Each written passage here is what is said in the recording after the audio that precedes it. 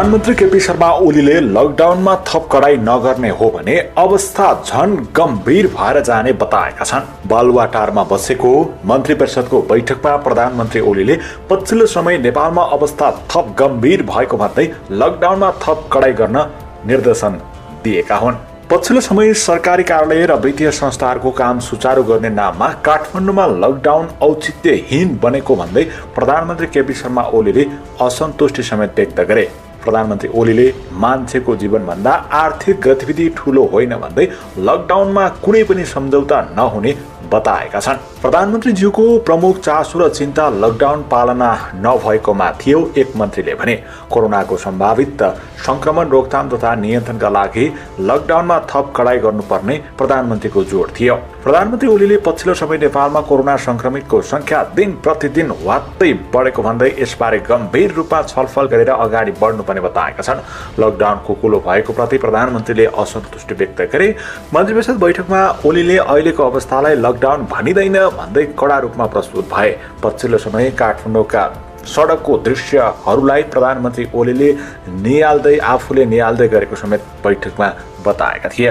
काठमाडौँमा लकडाउन छ र भन्दै आफ्नो कुरा राख्न थालेका प्रधानमन्त्री ओलीको भनाइ उद्धृत गर्दै ती मन्त्रीले भने यसलाई लकडाउन भनिँदैन, आर्थिक गतिविधि र व्यवसाय सिद्धिने भए भन्ने नाममा लकडाउनको कुलो भएपछि कुनै अर्थ हुन्न। जीवन रहे अर्थतन्त्र पनि जोगिएला। सुनको बाक्सामा मान्छे राखेर के गर्नु, मरेपछि त सकिगयो नि, प्रधानमन्त्री ओलीले भने। पछिल्लो समय 3 दिन यता काठमाडौँमा देखिएको दृश्यबाट प्रधानमन्त्री ओली असन्तुष्टि भएका हुन्। उनले यस्तोलाई लकडाउन बनिँदैन भन्दै पछिल्लो संक्रमणको संख्याले लकडाउनमा खेलाची गर्न नहुने समेत प्रधानमन्त्री ओलीले बताए। मन्त्री परिषद बैठककै बीचमा पर्सा, रूपन्देही र कपिलवस्तुमा 57 जना संक्रमित पुष्टि भएको खबर आयो। त्यस लगत्तै प्रधानमन्त्री ओलीले उच्च स्तरीय समितिको सुझावका आधारमा बैंक तथा वित्तीय संस्था र अत्यावश्यक सेवाहरू खोल्न दिन लकडाउन औचित्यहीन भएको बताएका थिए। उनले अब यसरी हुँदैन भन्दै कडा रूपमा कदम चाल्न निर्देशन दिएको बताइएको छ। प्रधानमन्त्रीको निर्देशन लगत्तै आजै अपराह्न उपप्रधानमन्त्री ईश्वर पोखरेल नेतृत्वको उच्चस्तरीय समन्वय समितिको अनौपचारिक बैठक बसेर लकडाउन कडा पार्ने विषयमा छलफल हुने भएको छ। प्रधानमन्त्रीले लकडाउनमा कुनै सम्झौता नहुने बताएका छन्। महामारी नियन्त्रण बाहिर जान नदिन सरकारले कठोर कदम चाल्नै पर्ने प्रधानमन्त्रीको भनाइ छ। नेपालमा मंगलबार एकै दिन 57 जनामा कोरोना पुष्टि भएको हो। नेपालमा कोरोना भाइरसबाट संक्रमित हुनेको संख्या 191 पुगिसकेको छ। राष्ट्रिय जनस्वास्थ्य प्रयोगशालामा गरिएको परीक्षणमा थप 57 जनामा कोरोना पुष्टि भइसँगै संक्रमितको संख्या 191 पुगेको हो। सबै संक्रमितहरू पुरुष रहेका छन्। संक्रमित पुष्टि भएका मध्ये पर्साका 39, कपिलवस्तुका 8, रूपन्देहीका 9 र बाराका 1 जना छन्। संक्रमित सबैको स्वास्थ्य अवस्था भने सामान्य रहेको र सबै स्वास्थ्य कर्मीहरूको सम्पर्कमा रहेको मन्त्रालयले जानकारी दिएको छ। नेपालमा पहिलो पटक माघदेखि कोरोना संक्रमण पुष्टि भए यता एकै दिन ठूलो संख्यामा संक्रमण पुष्टि भएको हो। यसअघि सोमबार मात्रै 24 जनामा कोरोना संक्रमण पुष्टि भएको थियो। पनि यसबाट अछुतो छैन र गम्भीर प्रभावित भएको छ। विश्व अर्थतन्त्रको डामाडोलको अवस्था, कोरोनाको प्रभाव कुन क्षेत्रमा कसरी पर्दैछ भन्ने कुराको सामान्य आकलन मात्र अहिले गर्न सकिन्छ, त त्यसको समग्र मूल्याङ्कन गर्न सक्ने अवस्था छैन। यो प्रारम्भिक अनुमान मात्र हामीले गरिरहेका छौँ। यसले पार्ने परिस्थिति समग्र क्षेत्रमा, अर्थतन्त्रमा, संस्कृतिमा, मानव सभ्यतामा र समग्रमा पार्ने प्रभाव के हो भन्ने कुरा यति बेला हामी पूर्ण रूपले अनुमान गर्न सक्दैनौँ। हामी विगतको जस्तो सामान्य अवस्थामा छैनौँ। मुलुक कोरोनाबाट आक्रान्त छ र ठुलो जोखिम उठाएर हाम्रा सुरक्षाकर्मीहरू, स्वास्थ्यकर्मीहरू, कर्मचारीहरू र अझ स्थानीय तहमा त स्थानीय प्रतिनिधिहरू समेत अहोरात्र खटिरहनु भएको छ। म उहाँको सम्मान गर्न चाहन्छु र सम्पूर्ण नेपालीहरूको स्वास्थ्य लाभ र आरोग्यताको पनि कामना गर्दछु। विश्वव्यापी रूपमा कोरोनाले जुन प्रकारले मानव जातिलाई प्रभाव पारिरहेको छ, नेपाल पनि कोरोनाबाट आक्रान्त बनिरहेको छ। यस्तो अवस्थामा हामी विनियोजन विधेयक उपर छलफल गरिरहेका छौँ। यद्यपि बजेटका सिद्धान्त र प्राथमिकतामा परम्परागत बजेटका केही सप्तरङ्गी विशेषताहरूको झलक पनि यहाँ आइरहेको छ। तर हामी ऐतिहासिक रूपमा जुन प्रकारको सङ्कटमा छौँ, यो सङ्कटलाई सामना गर्ने तहमा, यसका असरलाई न्यूनीकरण गर्ने तहमा बजेटका सिद्धान्त र प्राथमिकताहरू केन्द्रित हुन जरुरी छ। खास गरी कोरोनाको प्रभावले विश्वव्यापी रूपमा बेरोजगारी बढ्ने, गरिबीको सङ्ख्यामा वृद्धि हुने, वैदेशिक रोजगारीमा गएका व्यक्तिहरू स्वदेश फर्कने, आपूर्तिमा न्यूनता हुने, महँगी वृद्धि हुने, रेमिट्यान्स घट्ने, वैदेशिक मुद्राको सञ्चितमा कमी हुने, राजस्व न्यूनताको कारणले विकास आयोजनाहरू अवरुद्ध हुने, पुँजीगत खर्चमा न्यूनता हुने, जनतामा मनोवैज्ञानिक तथा मानसिक असर पर्ने, आर्थिक वृद्धिमा न्यूनता हुने, सामाजिक विभेद र अराजकता बढ्ने, वर्गीय असमानताको दूरी थप बढ्ने जस्ता जोखिमहरू प्रत्यक्ष रूपमा देखा पर्ने अवस्था देखिएको छ भने यही प्रत्यक्ष प्रभावलाई न्यूनीकरण गर्नको लागि सरकारले बजेटलाई केन्द्रित गर्न जरुरी छ।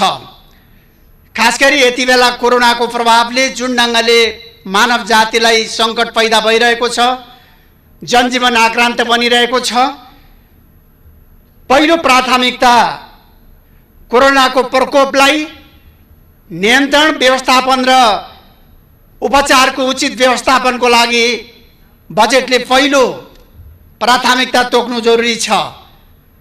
यसको साथसाथमा उत्पादकत्वमा आउने ह्रासले आउँदो वर्ष खाद्य सुरक्षामा ठुलो सङ्कट पैदा हुनेछ, खानेकुरामा ठुलो सङ्कट पैदा हुनेछ। खाद्य सुरक्षाको प्रत्याभूत गर्ने गरी बजेटको दोस्रो प्राथमिकता खाद्य सुरक्षामा केन्द्रित हुन जरुरी छ। तेस्रो कुरा, विश्वव्यापी रूपमा कोरोनाको प्रभावले रोजगारीमा ठुलो कटौती हुँदैछ। आइएलओको अनुमान अनुसार 2.7 बिलियन जनसङ्ख्या कुनै न कुनै हिसाबले रोजगारीमा प्रभावित हुन्छ। त्यसमध्ये 91% भन्दा अझ ठुलो सङ्ख्या अनौपचारिक क्षेत्रमा रहेको रोजगारी प्रभावित हुन्छ। नेपालको सन्दर्भमा 86.4% श्रमिकहरू अनौपचारिक क्षेत्रमा काम गरिरहेका छन्। यस्तो अवस्थामा चाहे विश्वव्यापी रूपमा होस् चाहे नेपालभित्र होस्, रोजगारीमा कोरोनाको ठुलो नकारात्मक प्रभाव पर्नेवाला छ। यसकारण बजेटको दोस्रो ज्यादै महत्त्वपूर्ण प्राथमिकता भइरहेको रोजगारीलाई कसरी कायम राख्ने, खोसिएको रोजगारीलाई कसरी पुनर्व्यवस्थित गर्ने र नयाँ आउने श्रम शक्तिलाई कसरी रोजगारीका आधारहरू सिर्जना गर्ने, यो ढङ्गले सरकारले बजेटमा ध्यान दिनुपर्ने आवश्यकता छ। नियमित रोजगारी, आंशिक रोजगारीमा बदली हुने, आंशिक रोजगारी खोसिने, श्रमिकहरूको पर्चेजिङ क्षमता कम हुने र वस्तुको मूल्य वृद्धि हुने, वृद्धि भएको वस्तुको मूल्य र श्रमिकको पर्चेजिङ क्यापेसिटीको बीचमा रहेको दूरीले श्रमिकको जीवन, आम जनताको जीवन अत्यन्त आक्रान्त बन्ने, अत्यन्त आहत बन्ने खालको जुन प्रकारको एउटा भयावहपूर्ण अवस्था आउँदैछ, यसलाई समाधान खोज्ने गरी बजेट आउन जरुरी छ। र यसको साथसाथमा अहिले लकडाउन र लकडाउन पछि पनि लाखौं विद्यार्थीहरूले विद्यालय वा विश्वविद्यालय जान नसकेर विद्यार्थीहरू शिक्षाबाट वञ्चित हुनुपर्ने अवस्था देखा परिरहेको छ। यस्तो अवस्थामा विद्यालय जान नसकेको अवस्थामा समेत कसरी आइटीको पहुँच सबै विद्यार्थीहरूलाई पुर्याएर आम विद्यार्थीहरूलाई शिक्षाको पहुँच पुर्याउने सन्दर्भमा बजेट केन्द्रित हुन जरुरी छ। यो बाहेक केही नियमित आयोजनाहरू केही चालु आयोजनाहरूलाई सम्पन्न गर्ने सन्दर्भमा समेत पनि बजेटले ध्यान पुर्याउनु पर्ने आवश्यकता छ।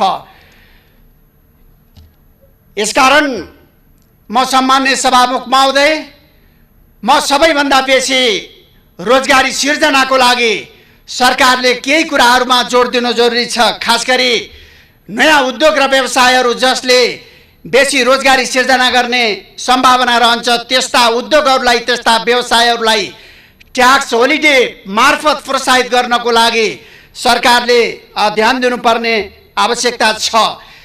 आइटी मार्फत जुन ढङ्गले काम गर्नुपर्ने आवश्यकता र बाध्यता छ, आइटीको पहुँच पुर्याएर मात्रै पुग्दैन, आइटी सुरक्षाको लागि समेत सरकारले त्यो प्रकारको पूर्वाधार निर्माणमा ध्यान दिनुपर्ने आवश्यकता छ।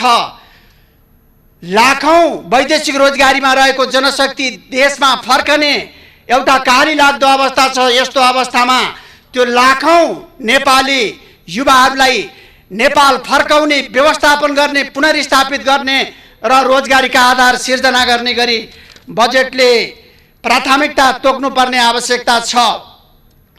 यसैगरी प्रकोपले जुन ढङ्गले आर्थिक क्षेत्रमा प्रभाव पारिरहेको छ, आर्थिक क्षेत्रलाई पुनरुत्थान गर्ने गरी, आर्थिक क्षेत्रलाई, अर्थतन्त्रलाई चलायमान बनाउने गरी बजेटले प्राथमिकता तोक्नुपर्ने आवश्यकता छ।